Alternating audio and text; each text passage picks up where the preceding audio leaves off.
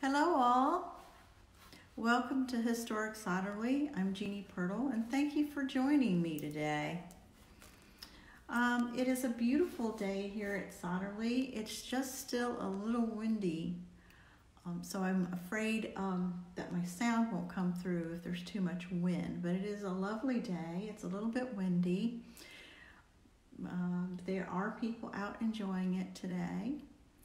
We practice social distancing. You can still come to the grounds, but if you can't, we're so happy that you can join us in other ways, like joining us for this live Facebook feed. So this is part 2, episode 2 of The Big Picture. And the format today, you're welcome to like, you're welcome to comment, talk to each other. Jane is in the office over there, and so she'll be interacting with you while this is going on. She also has all of the resources that I'll be talking about today for you to use, and she'll make available to you. So this week, last week was kind of all about me, and hi Angela. All about me and my experience at Sotterley and kind of my history and where I'm coming from. This week, I'm going to change it up a little bit, and this is going to be about the voices of others, the voices of the past. So as people join me, you're welcome to join in at any time. Leave if you need to. It will be recorded so you can come back later. But I thought since Sotterley has such a long history, I would share some primary sources with you. Hi, Bill. I would share some primary sources, and I'm going to start in the 18th century. One of the resources that is really valuable is our good friend, former board member, and researcher extraordinaire, Dave Brown, wrote a book about George Plater III. Remember, there's five George Platers. 4 of them lived here at Sotterley, so we have to number them 2, 3, 4, and 5 to keep them apart. Well, George Plater III, of course, a contemporary of George Washington, but during his research, he found every letter he could find that George Plater ever authored or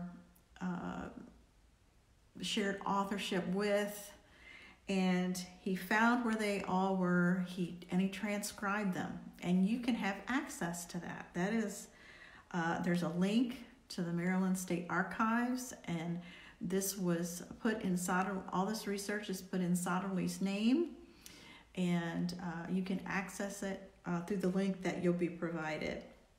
So read it for yourself. It covers a lot of ground before the Revolution, during the Revolution, and beyond. It gives a lot of insight into how George Plater thought about the world and his place in it. And bonuses, he mentions other people by name, including some of his enslaved. So it's really a good resource for a lot of different purposes. And thank you, Dave, for being able to share your work, and he works hard at trying to tell Sotterley's story. So a little bit, most of the letters, a lot of the letters of George Plater were written to a certain person.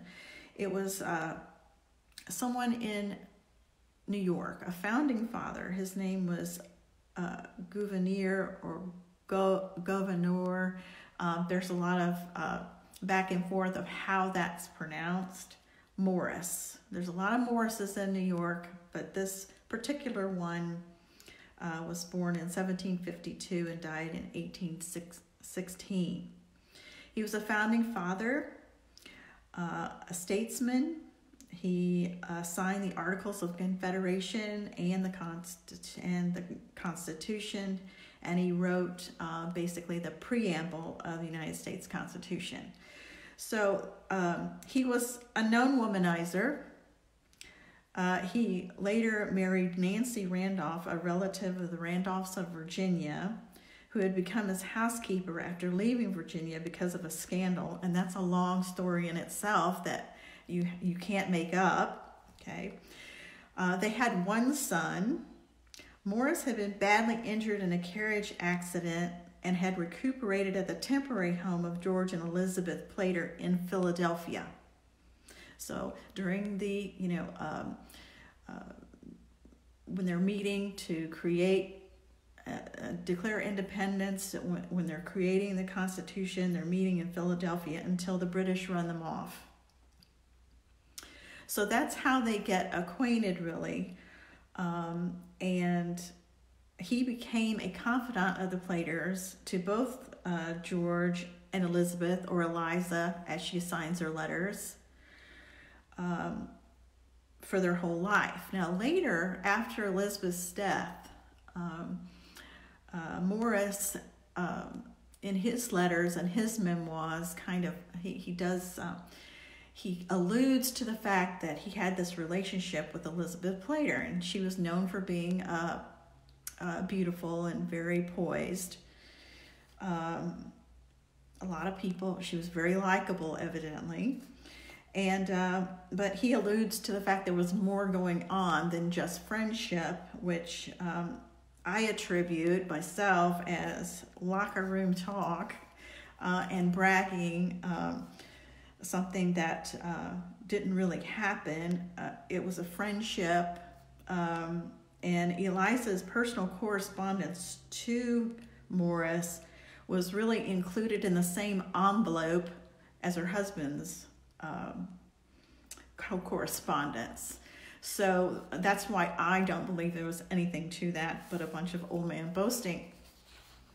So here's a letter from George Plater. He was in Annapolis at the time. It's March 1783.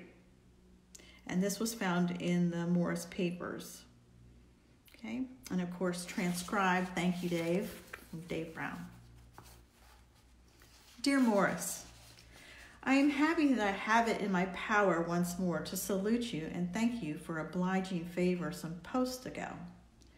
The advice there is good. I always did and ever shall endeavor to steer the middle course, not only because 'tis the safest, but perhaps the most pleasant. I am not yet able to dance, though peace come, of which we have heard a great deal, and been finely amused for some time past. Pray write what you know or have reason to expect about it. I am again driven from my home by the enemy barges, being obliged to have everything moved away when they came and hung my overseer, and the same fate I should probably have met had I been there. Therefore, I am at peace. Adieu, yours, George Plater. So during the Revolution and right after, Sotterley was raided twice by the British, and one time, and they took or enslaved, escaped with them both times. And later in the letters, I won't read that today, but in his letters, he does mention that he would like some of these people back. They're in New York, and he asked for Morris's help to get them back. So he mentions them by name, so now we have names. So that was from George Plater. And one thing good about Dave's transcription and his work is that he gives a lot of historical context. So that really helps you out when you're researching too. Thanks, Dave. Here's one from Elizabeth Plater to Morris, November 28th, 1782. And it's also from Annapolis. Accept, my good Morris, my sincere thanks for your several favors, particularly for the two last. They speak just the language I always wish you to write. My thanks, too, are offered for the trouble you have had in getting my shoes. They are very pretty. The silk shoes I would wish to be made like the last stuff. I mean slippers. I had the pleasure of seeing Mr. and Mrs. Griffin on their way to Virginia. Mrs. G. obliging answered me 1,000 questions that I wished much to know. She told me your health was very good and that you were very fat. You may easily suppose how happy I was to hear it. Take care of yourself, my dear sir, and that you may always be well and happy is my constant wish. You say you wish much to see me. This wish is in your own power, but I will say no more on this subject lest I should go too far, as I have once or twice done. Only be assured that nothing would give me so much pleasure. I must trouble you once more. Will you make Miss Smart make me a handsome dress bonnet? Mrs. Codwaddler got a very handsome one for Mrs. Lloyd and Mrs. Bond, who has pretty, and there's something illegible that Dave couldn't read. I'm sure will be obliging enough to choose the materials and have it made. I would wish it beautiful and as light as possible. Mr. Codwaddler is in Philadelphia and is come to Annapolis as soon as he returns. He, I am sure, will take charge of it, and should he have left before you receive this letter, I beg you will send it by the first safe opportunity. Will you have a box made for it and let me know the price of it? I have been twice called off since I began this letter, and it is now 12:30, and I'm afraid the post is gone. I will write you my next post. I am, believe me, always most sincerely, yours, Eliza Plater. So Elizabeth and the Platers are related to the Lloyd family from several generations, and the Codwaters are from, and I'm probably mispronouncing that, but they're from Philadelphia. Okay, so you learn a lot about these people, just in their lives and what their concerns are. And writing letters is just like writing today. It's a way to release tension. It's a way to get things off your back. So this, the kind of friend to them that Morris was, they could write just about anything, and they did. So go to the resource and read some of these letters for yourself. I'm going to go now. I'm going to say goodbye to the 18th century for a minute and go to the 19th century. So I'm going to read some, also transcribed by Dave Brown. These are in our collection now. They were copies of the originals were given to Sotterley through some hard work from Jan Briscoe and her husband to go get them. Dolly Buswell is a descendant, and she lives in Virginia, and she is a descendant of Margaret Briscoe, Walter Hanson Stone Briscoe, and Emmeline Dallin Wellmore's oldest daughter, Margaret, and she married a Wise. So we have a lot of Wise descendants. And Dolly, these are letters she found in her attic.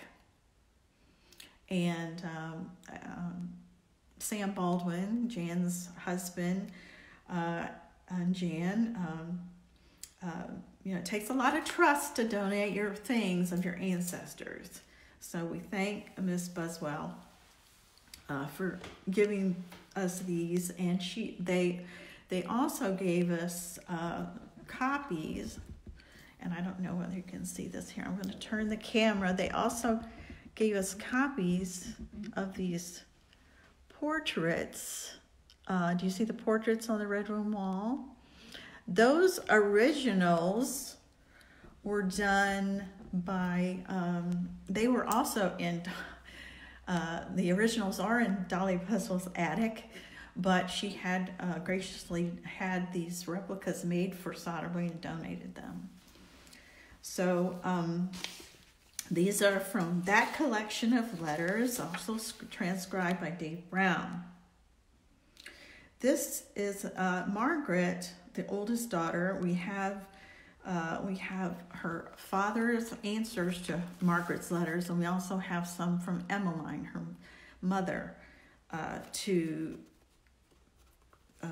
Margaret. Unfortunately, we don't have the letters from Margaret. We only have one way. At this time, it's 1846, and Margaret is off at a boarding school in New Jersey. It's a strict boarding school, and it's a conservative school meant to give a well-rounded education in a strict environment. It was very expensive, but at a time of growing social change, remember what's happening in history. There's more and more tension about slavery and states' rights, and there's a lot of tension going on. Encouraging traditional roles for women. This school was advertised as an alternative to the liberal thinking schools, which talked about suffrage and slavery, that were beginning to admit women. The school was not too far from her late maternal grandmother, Margaret Dallin Wilmore Barber's siblings, and some of her Charles County cousins attended with her at the school. Letter to Margaret from Emmeline W. Briscoe, 1854, is Margaret is in Port Tobacco, Maryland at this time. So I'm going to read two letters. One is in 1846 and from her father, and one is from 1854, much later, but she's in Port Tobacco. Sotterley, February 17th, 1846. This is from her father, Walter Hanson Stone Briscoe. Since I last wrote, we have received several letters from you, the last of which is dated the 5th of this month, and I will now endeavor to give such of them, as it is most necessary to answer the notice they seem to require. I say such of them as are the most necessary to be answered, because I fear I should hardly the time necessary for that before our necessary mail, being much occupied with and often called away to the bedside of the sick. We have of late been sorely tired with sickness in the family. Though the whole fall and winter so far over, more of the children have been almost constantly sick, though until within the last 3 weeks their sickness has been comparatively light. But since that time, 6 of them have been down, most of them ill, and some right unto death. Remember, they had 13 children. Indeed, on Tuesday and Wednesday last, it was thought Chapman, and this is Chapman Billingsley Briscoe, named after a brother-in-law that lived next door, could not possibly live. So Chapman, they're thinking Wednesday last was thought Chapman could not possibly live. He was attacked on Monday with a congestive fever and was for 2 days and nights following without the smallest prospect of recovery, suffering the whole time the greatest agony. The good Lord, however, has seen fit to restore him in part, and will, I hope, soon place him on his feet again. Your aunt and myself have not had our clothes off for the last week or 2 days, and Henry and Chapman still us to keep up with them at night. Little Jenny is still very feeble. Sally and Addie and the others that were last sick. I hope the Lord will give us strength and patience to bear all our trials, and resignation and submission, and so work is upon us to our everlasting good. I will now take up the page 2 last item of your last letter as a subject of the greatest importance, and therefore demanding our first attention toward your confirmation. And although I do not know that I can add anything new to the instructions given you and the opinions expressed to you before you left home, yet as you have opened your mind to me and asked me for the advice upon the subject, I will endeavor to renew to you some of the reasons why spiritual matters should not be neglected or deferred longer than the period at which our age brings us individually and personally responsible. And more particularly after we become sensible of our responsibility. First, then, our everlasting salvation is at stake, and as our spiritual interests are as much above our temporal as the heavens are above the earth, so ought our care for that interest to be above all other considerations. And as in the midst of life we are in death, and this we see verified around us every day, we know not when, where, or how soon we may be cut off. So ought we to look only to the present time of each day allowed us at this only time of prosperation, and there's a question mark about the spelling of that word, for the great change that is to take us from time to eternity? And how can this preparation be effected in us but by following the commands of our Lord? Through what may be then has he commanded us to do that we may be saved? Has he not commanded us to observe his sacraments under of his displeasure? How then can any neglect or discard them with safety? Look to it, my dear daughter, and be easily persuaded and satisfied in your mind. You know our anxiety for your safety in this respect, yet do not, I pray you, suffer yourself to be influenced in so important a matter by the fears, wishes, or anxiety of us, your best earthly friends, or all the world combined. You are now at an age to know right from wrong in spiritual things, and are consequently alone responsible to your Heavenly Father for the disposition and improvement of the time and opportunity he may grant you here to prepare for the hereafter. To him and him alone you must stand or fall. To render you a fit subject for the Holy Communion, you should be in the first place be fully persuaded in your own mind of the necessity of obeying the injunction of the Lord in relation thereto. And in the second, that you really and desire to become, third page of faith, full disciple of the Lord Jesus. You should also feel and believe until unworthiness, but in the sufficiency and willingness of the Almighty to assist and sustain you your Christian walk. You should look at your Lord in his and sufferings for you, the rest of mankind, and love him for these sufferings. These and such like feelings and affections toward yourself and your Lord are the fundamental, my dear child, of a Christian life. And if you can realize this to be your call of heart and mind, I think you need not fear, but go boldly to your God, throw yourself upon him, and continually beg in prayer to him that assistance for your support and assistance for your support, that all who will have a conscience feel themselves in need of you will not be disappointed. Nothing that I have said do I wish you to constrain into the belief that I wish you to be confirmed, except upon the thorough conviction of your own mind of its property in your case, and from a conscious belief that it is your duty, and after all you feel timid about it, and a consequence of not having friends to counsel you as you confide in, you had better perhaps defer it until you return home, should it please the Lord to spare you so long. I sincerely hope, however, should you do this, that you will return with your mind fully made up to examine carefully and embrace the first opportunity yourself, your God, by open acknowledgement and your discipleship. There, do what they may.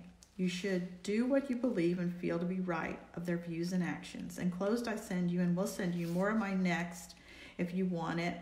Let me know immediately. I do not like to send money, time, lest it may be. You must keep me regularly advised from this time to the end of your term of each and every bill you make that I shall have to pay when you're here, that I may provide monies to pay them, as I do not wish you to have without selling. I will again. You have readiness my things you will want, or anything you will want to bring home with you in a way of clothes, as I shall have but little time to stop.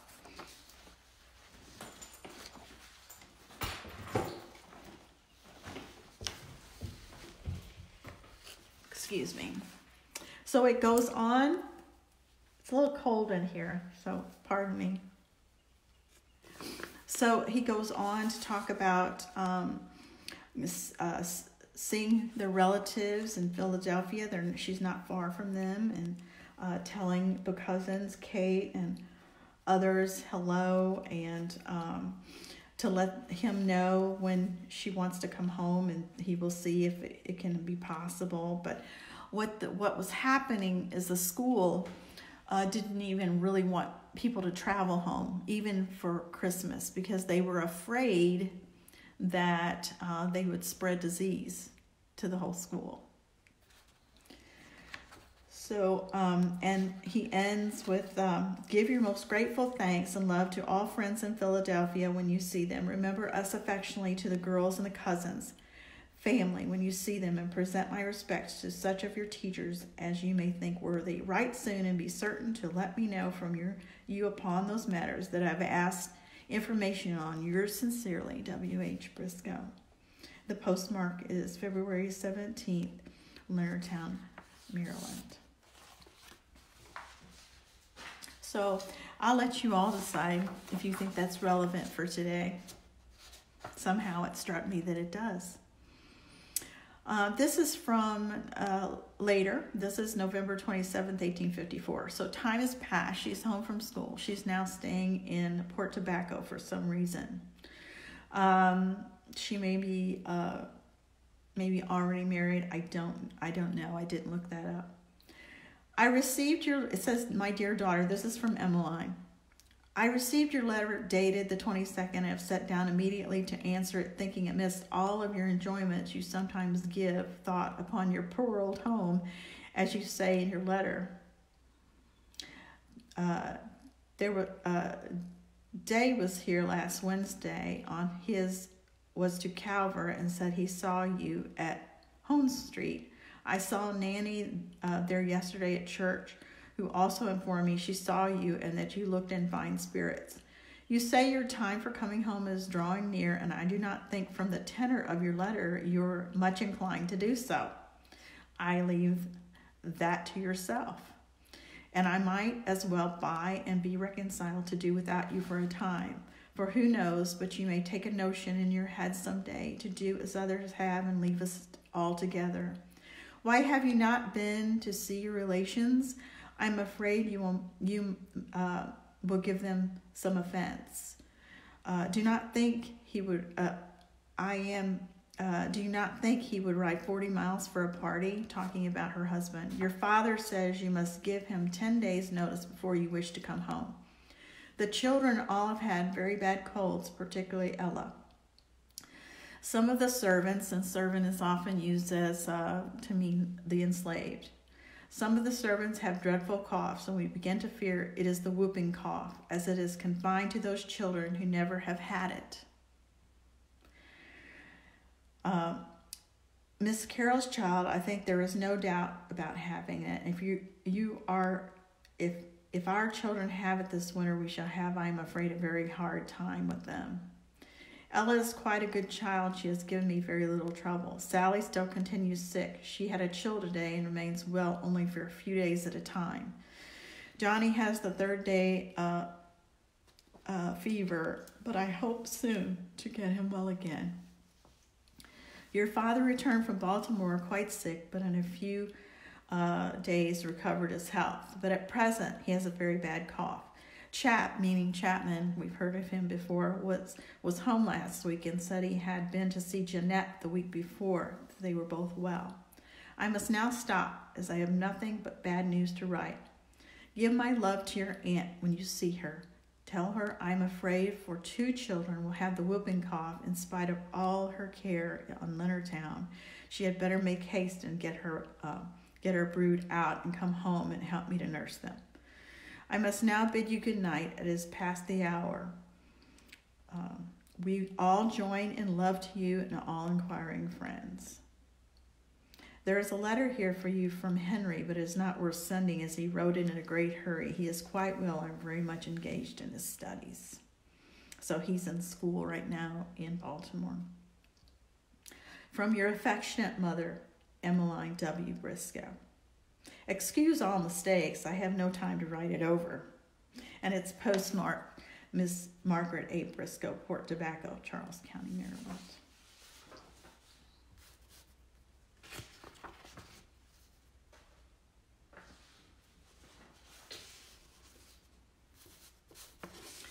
Okay, so that is the early, that's the 40s and 50s of the 1800s. Now I'm going to skip to the Civil War era. So Civil War broke out. When the Civil War broke out, 3 Briscoe sons joined the Confederacy, and all 3 in the 1st Maryland Regiment in Virginia. Chapman Briscoe, here he is again, was a sergeant at the time. And at the time, he outranked his 2 brothers at that time, David and Henry.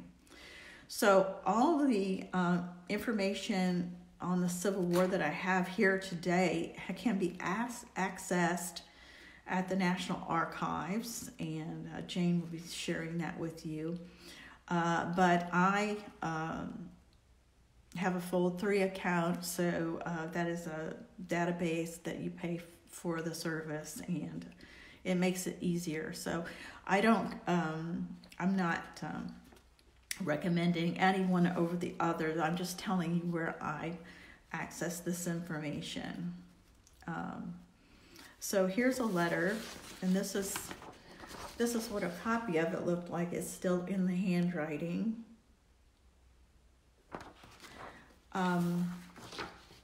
But it says Richmond, November 1861. So, dear sir, ill health has compelled me to give up my position in the 1st Maryland Regiment. Ill health. So remember, he was mentioned twice as being sick as a child. So evidently this is a pattern in his life now. In which I have served since the war commenced, and not being able to sustain myself here without employment, I herewith make application for a clerkship in your department. References as to qualifications will be furnished if required. Hoping you will be able to favor me. Yours, Chapman B. Briscoe. And it's written to W.H. Taylor. He's the 2nd auditor. So he is asking for a different position because of his health, and it is granted. So Chapman ends up marrying in Richmond, and so most of his descendants are still there. There's still descendants of Chapman Briscoe in Virginia. So this is just one example of a primary source. Not too hard to read, thank goodness.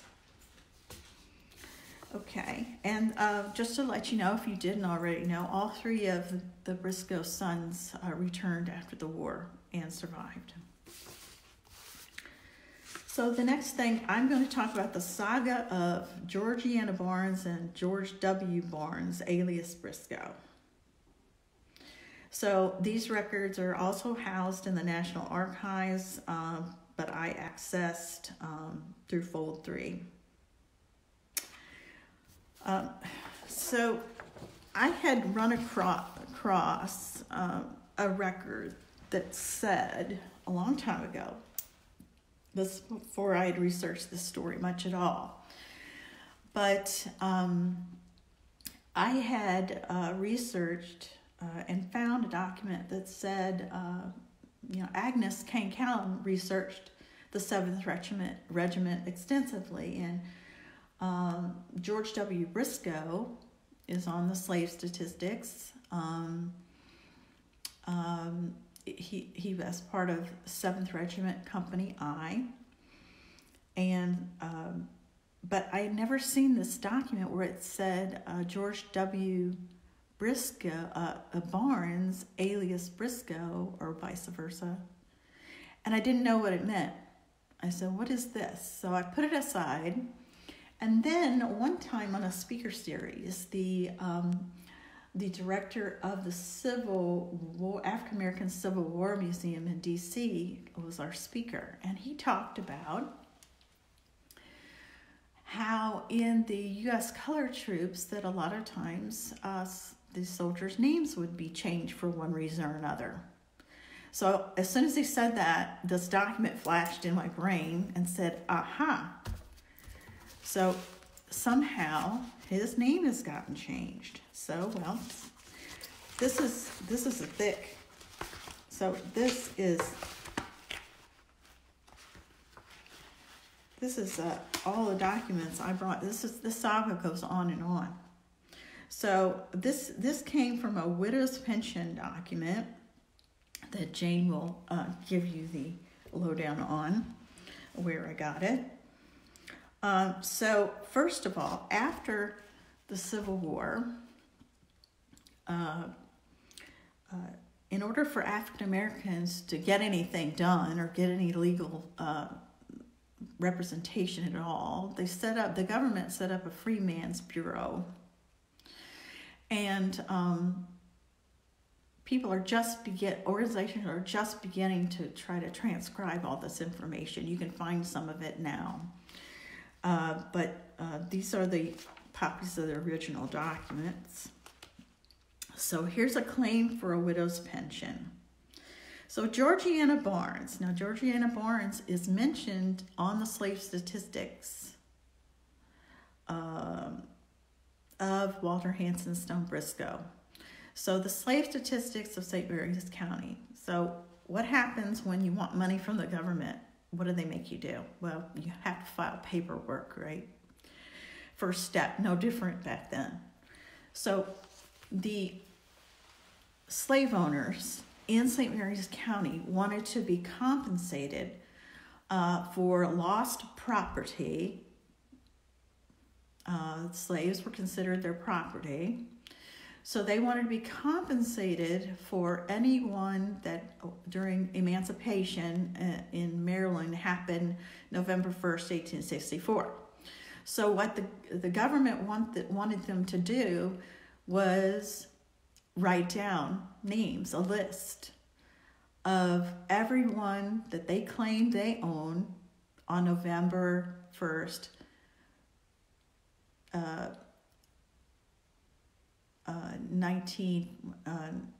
1864, right? 1864. So they did that. So there's an original document in the Maryland State Archives, and Agnes Kane Callum, our very own Agnes Kane Callum, was researching her genealogy, and this is back before anything digital, so she had to go to the archives and go through the records, and she started transcribing. Of course, the Walter Hanson Stone Briscoes enslaved and the neighbors enslaved. Well, she just got started and she decided she was just going to transcribe the whole thing. So she donated her research to the Maryland State Archives, and we can read that transcription today. And Jane is giving you a link to that. So in that record, it lists George W. Briscoe, and it also lists Georgiana Barnes. So Georgiana Barnes shows up at the Freedmen's Bureau office, right? And she makes the claim that George W. Barnes, alias Briscoe, so evidently George W. Briscoe's name was really Barnes. And we'll learn as we go through the documents how that happened, that this change happened. But he is an alias, so that explains my alias record here. He was a private. So there's a lot of people named the same thing. So one of the things when you're researching, you have to figure out, is this the same person I'm talking about, or is this somebody else? Because it can really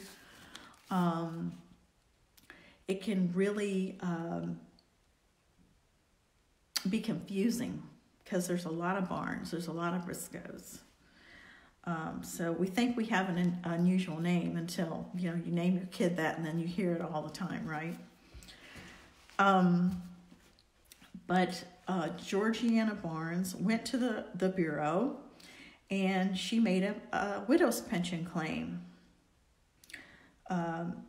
And her husband, she claims, George W. Barnes, alias Briscoe, was in Company I of the 7th Regiment U.S. Cavalry Troops.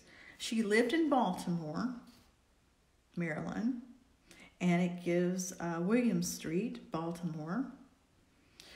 So it gives an address. And that it also says that George enlisted as a private November 5th, 1863, which we have other records to help us with that too. And it says they were married. George W. Barnes, alias Briscoe, and Georgiana Shaw. So now I know her maiden name. Her maiden name is Shaw. They were married October 1866. No, I'm sorry. George died. The post surgeon also says he died in October 1866. They were married the 21st of April 1862. So they were married a year at least before George left for the military. So that's all in this document. And it says this is where it's the Freedmen's Bureau in Washington, D.C. And it's signed. So this goes on, and there's all the stuff that goes with that. So this is with every document you find something different.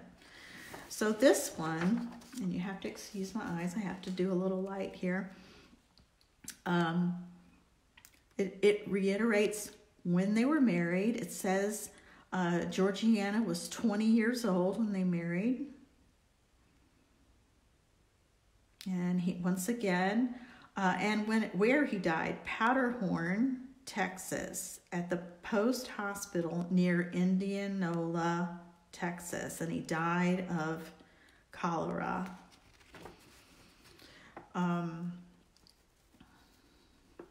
He was Father Cotton, or sometimes Cotting, it said, married them in 1862, in April the 21st. And later we'll find out in another record what church this was, okay? It also says Georgiana Shaw, so once again, her maiden name. Okay. And then there's witnesses. So these people, like Georgiana, had to go and prove all this stuff.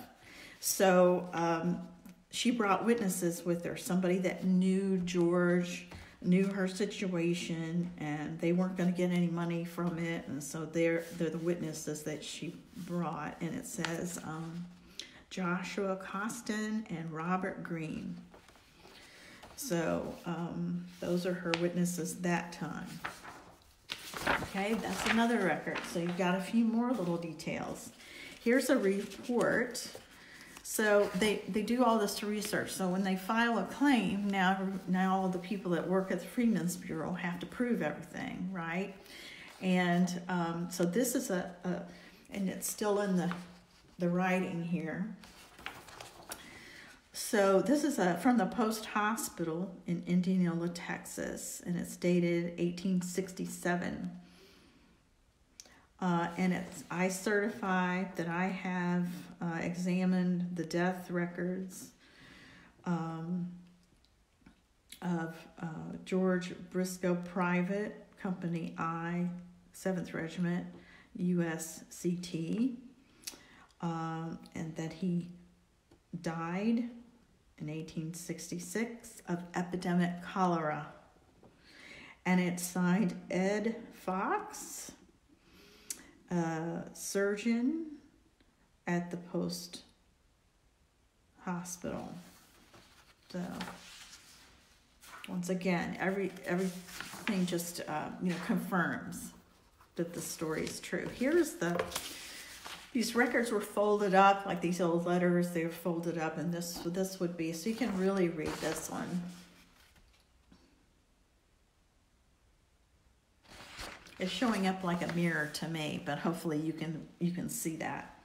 But it says Georgiana Barnes, widow of George W. Barnes, alias Briscoe, 7th Regiment U.S.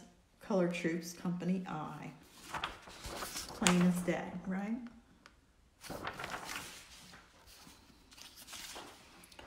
Here's another one with some more details on it. So they were married. On this document, it's a case file, and it says they were married. Now we're going to find out they were married at St. John's Catholic Church. That's right over here in Hollywood still. The old church building is no longer, but there's a new church building there, and a lot of enslaved are buried over there. We still have descendants that attend there. So married at St. John's. Here in this one, there's a sad note here. It's a sad fact. They did have a baby together. His name was William Barnes, and he was 9 days old, and he died. So they did have one son that did not survive. So kind of a sad fact there. But that's what that record looks like. And then the story just gets deeper. Okay, so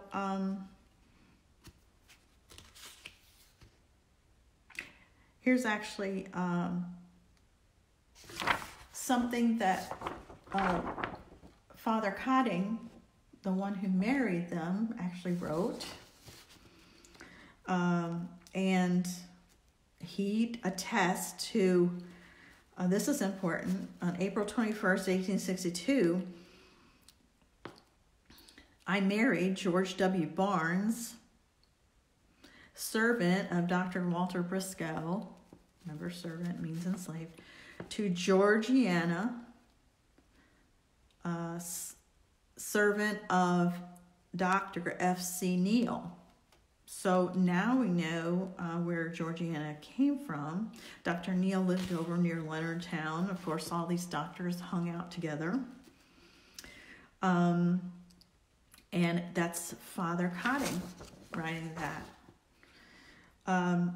So one thing, and he says, I certify the above. And then records are kept in Newtown Mission in St. Mary's County. And he witnessed it. And so that is that.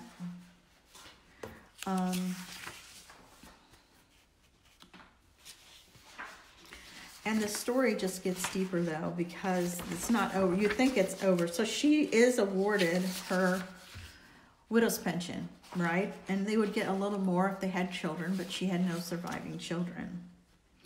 But all of a sudden, years later, someone walks into an office in New York and claims that they knew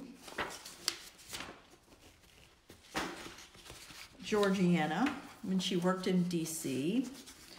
This person was a cook, and she walked into an office and testified that she heard that Georgiana was getting a widow's pension, and she said she was married to a man named Williams at the time, according to her recollection, 6 years before, okay?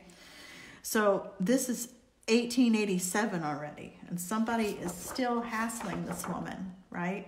Where did she come from? Well, I don't know whether the story got out and then somebody put her up to testifying against her. I don't know. So now she had to leave a mark. So somebody had to help her with this. But yeah, so there's a claim now that somehow Georgiana is defrauding the government somehow. Well, so then a whole investigation goes on. So they have to go dig up these documents and go back over it. And the final ruling was that they really couldn't find Georgiana anymore. And the last known pension payment she got was September 1875, and this complaint was 1887. Okay. So for some reason, and I haven't found that reason out yet, whether she married or whether she died, I don't know yet. But that was the last pension payment that she got. So no peace. But hopefully she had some happiness in her life. One thing that's interesting on the slave statistics, remember I mentioned that document before because owners are trying to get compensation for their lost property after emancipation. So Georgiana Barnes is listed there on Walter Hanson Stone Briscoe's claim, and she's listed as Georgiana Shaw on Dr. Neal's claim. So she's claimed twice by two different owners, and that is pretty common. So when they're just making a list, and she was claimed twice. Same person claimed twice. So very interesting. But those freedmen records and these widow's pension, this is a gold mine here. But these widow pension documents are fabulous.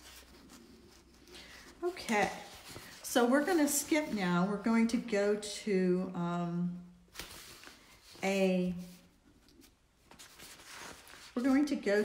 oral history, and we're going to go up to the 20th century now. So this is an oral history, and Jane will provide you the resources.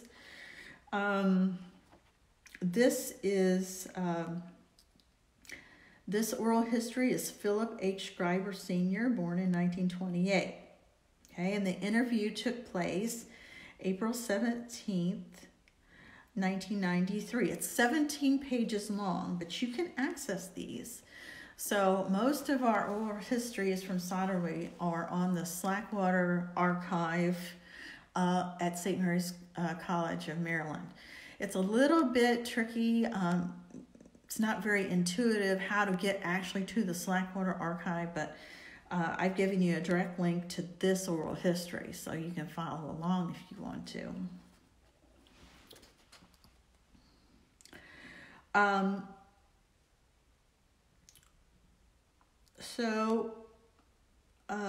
He was married to Nettie Schreiber.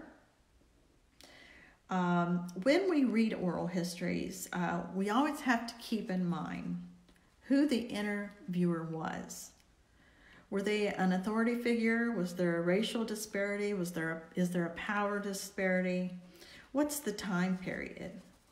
And the skill level of the interviewer. Do they ask questions like, you really liked so-and-so, didn't you? That's a leading question, instead of just saying, what are your views or what are your memories about such and such? So some interviewers are better trained than others. It's best to start with just tell me about, or can you explain? Let the interviewee do all the talking, right? And it helps if the interviewee trusts the interviewer. Like in some of the old interviews after slavery that people tried to collect, there's a lot of disparity between the interviewer and the interviewee, so it just depends. So you have to keep those in mind when you read oral histories. They're very valuable, and they lead you to other, clues. Okay, so let's look a little bit at, I'm not going to read all 17 pages to you, but I just wanted to share a few things. So they go what day it is. So this is, like I said, this is April 17th, 1993. So he was born in 1928. He was born here at Sotterley. They asked about his father. Yes, at that time, he was a sharecropper. I was the 15th child there. Were 17 of us all together. I was the 15th child born to James and Nettie Schreiber, Of course, her maiden name was Lyles, Lyles. She was the only child, and out of this relation, there were only a production of 17 kids. I don't have any first cousins. She was the only child, and my dad, he had one brother and two sisters, and there was none of them had any siblings. So consequently, there were just the two of them that had the 17 kids. And I had a very happy life. My mother died at a very young age as far as I was concerned. Let's see, I was born in 1928 and she died in 1935. So I really didn't get a chance to realize the importance and the loving that you would really get from a mother, or what I got from her as a loving mother. At that age, you really didn't realize the constant loving of a mother, in a sense, not compared with today's standards. And he says she was 49. And what did she die of was the question. She I guess today would probably be diagnosed as hypertension. She had a severe heart condition and hypertension. And of course, by having so many kids, it was enough to give you, and he laughs.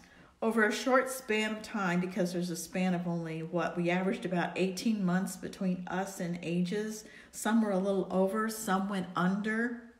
There was one set of twins in our family, and so it made a sort of rough living back in those days.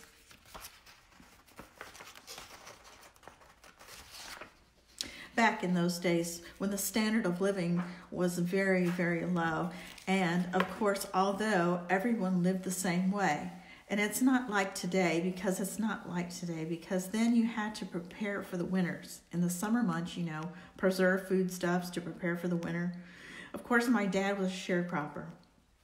We lived on the farm as sharecroppers, which helped a great deal, because then the guy who owned the farm, Herbert L., he says Sotterley here, but it's Satterley. Sotterley's a place, Satterley's a name.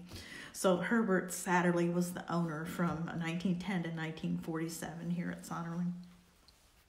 He was very fond of my dad, and he used to compensate him a great deal, because he had such a large family, and he used to help us out in that respect.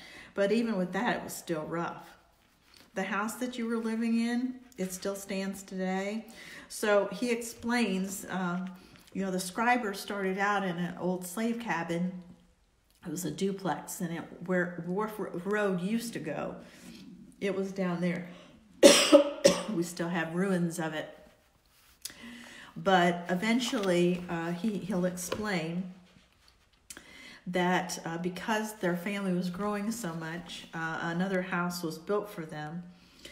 The next time that you go down, if you go out in the yard and look down towards the water, I would say in a northeasterly direction, you see a house just down below under some trees. You can barely see the house there. That's the house we were born. 13 of us was born in that house before the other kids was born in another house. It was further down near the water, and after the family started increasing so much, so they built him a larger house. So he's talking about what we call at Sotterley the scriber barber house. So you look, if you come out toward the manor house and come to the riverside or to the garden wall, and you look across the field, you see a little white house. That's the scriber barber house. And it still stands. Unfortunately, it's not on Sotterley property. Okay, so that's what he's talking about.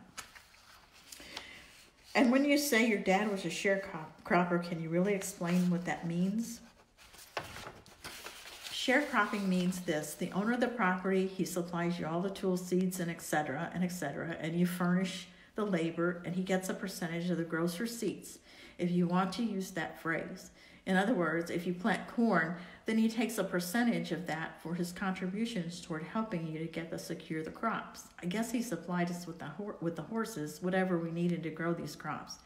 He supplied us with the tools, and when my dad sold his tobacco, he had to share a certain percent with him because he furnished everything, except the labor and the corn and the wheat and etc.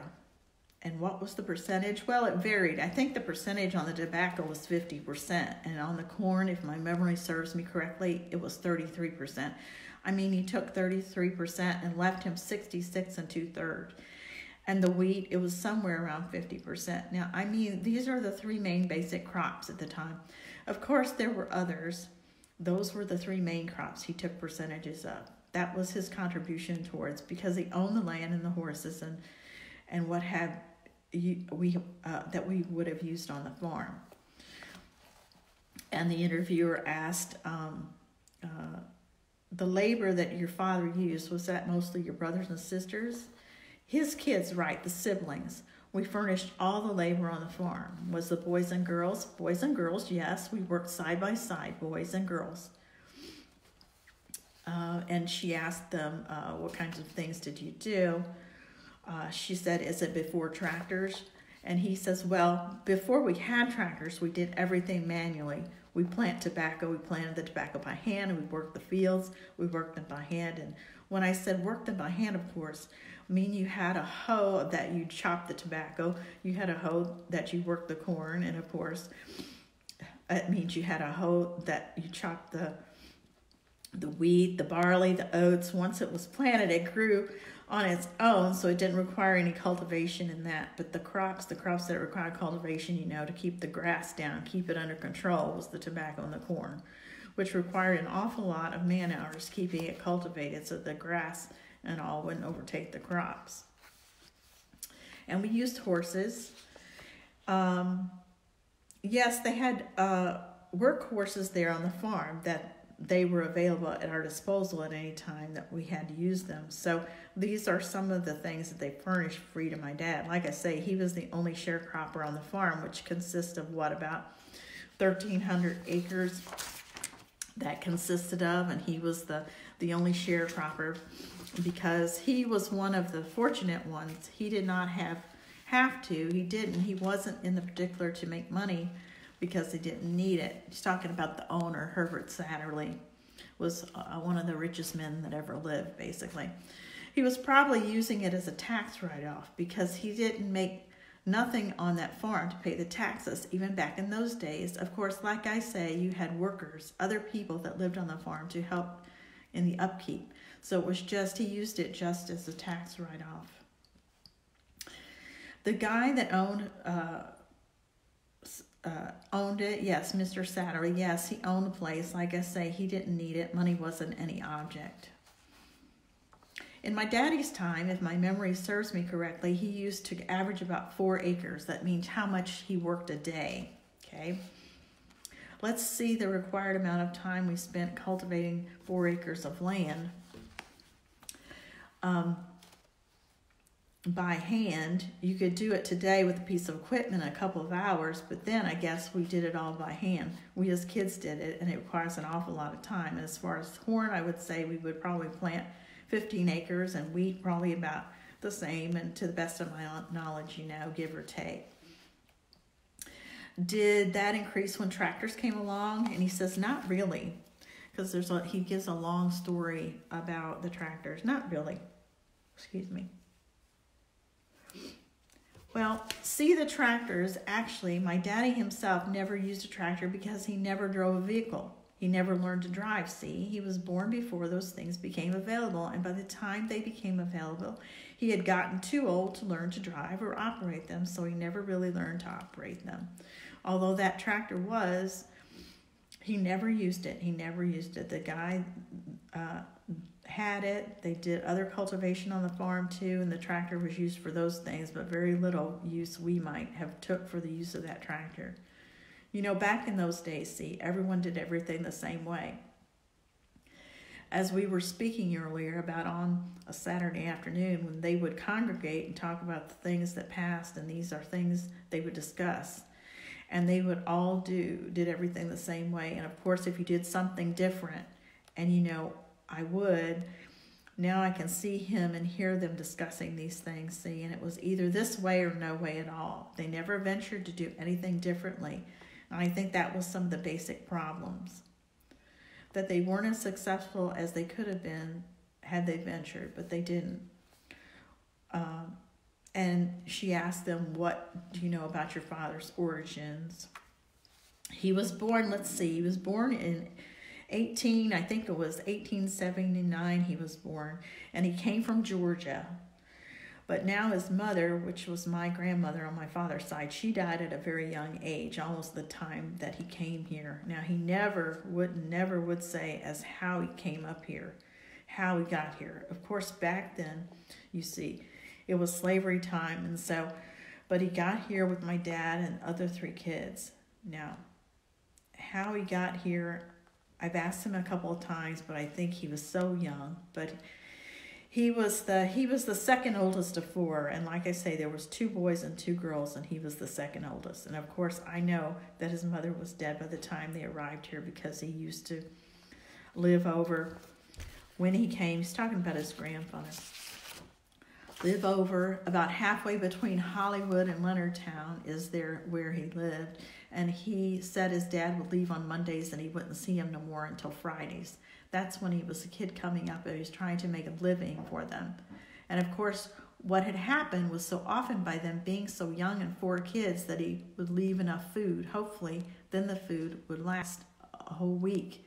But being young kids, they would go through the first couple of days, and the rest of the days they would be particularly have nothing to eat. But they would be afraid to tell him when he got home what happened. Afraid that, they would be punished for it. But that's the way they grew up, and see. And of course, they weren't permitted to go to school. That was a no-no. They couldn't go to school even if they wanted to. And of course, even after he grew up, he still couldn't go to school. And she asked us that it wasn't permitted by the state, ? And said they just didn't allow the blacks to go to school. And of course, my dad couldn't read or write. But I'll tell you what, you couldn't beat him counting money. You couldn't cheat him on counting. That was one thing. I also had a brother-in-law, the guy that married my older sister, and he was the same way. He couldn't read or write, but I bet you couldn't cheat him out of money. I don't know why. I guess it was a God-given talent that they had. He worked. He talked about he worked and worked. And what did my dad said he did? I think he said he worked on the boat. He used to have a boat. They called it the steamboat. So he came and got on the boat. Of course, when on Monday, and then he would come home on Fridays. He'd come home for the weekends on Monday and would catch the boat. It would leave here, go up the Potomac River into Washington, and go back into Baltimore. And by the time they get back again, it would comprise the whole week, see? And then he'd come home and see the kids and do the things that he had to do. And then he would leave again to provide a living for home. And she asked him about slavery and if he ever heard any stories. He said, no, I never heard him say. My grandmother's parents were slaves. I know they came from Calvert County. They were slaves. But I never heard him mention, but I feel pretty sure of that. But it always intrigued me as how did they get from Georgia up here. Okay, so that is even not all, but that's what I'm going to share today. And now you have the resources so that you can go read it for yourself. And there's more people in our archives that you can access. So I wanted to give you, if I can find my paper here. I wanted to leave that with you and let you mull about these people and what we can learn from their stories. And there's where these are, there's many more. You have your own story. So I wanted to give you, before I leave you today, I wanted to give you a writing prompt. They spent their time writing some of us are old enough to remember actually writing letters and put them in the envelope, right? And that's what scares me sometimes about the digital age. How are we going to find all these records? I guess they'll be stored somewhere. But I wanted to give you a little thing to think about this week. So I'm going to give you a writing prompt. And Jane, can you write it down for me up there? I want you to think about this, and I want you to write a letter to your younger self and give him or her advice about life. So let me read it again. So I want you to write a letter to your younger self and give him or her advice about life. So, for example, I'm 61, and so I got married when I was 19. So I would think about it, and the knowledge and insight I have now, I would write a letter to my younger self and give them some advice about life. I would like you to think about that and write it down, and you don't have to share it with anyone, but you might decide to share it with family members, but that's a good way to start. You have to start examining your own life and the lessons that you learn, and I hope you're keeping some kind of journal or keeping tabs on your stories and asking the older people in your family, you know, the good questions about your lives and their lives and what it was like for them and some of their struggles. And when we learn what people have done before us and gone before us, it really, I don't know about you, but it strengthens me. It gives me strength. So that's the point with all the stories, and I hope that it gave you some good resources so you can research on your own, and maybe encourage you to write down some of your own oral history and do some interviews in your family and get that down on paper and get that down in the record and share. It doesn't do any good on a shelf. You have to share it. So don't be afraid of that either. Just like Dolly Buswell, you know, in her attic. It takes a lot of courage to give stuff over that's personal to your family.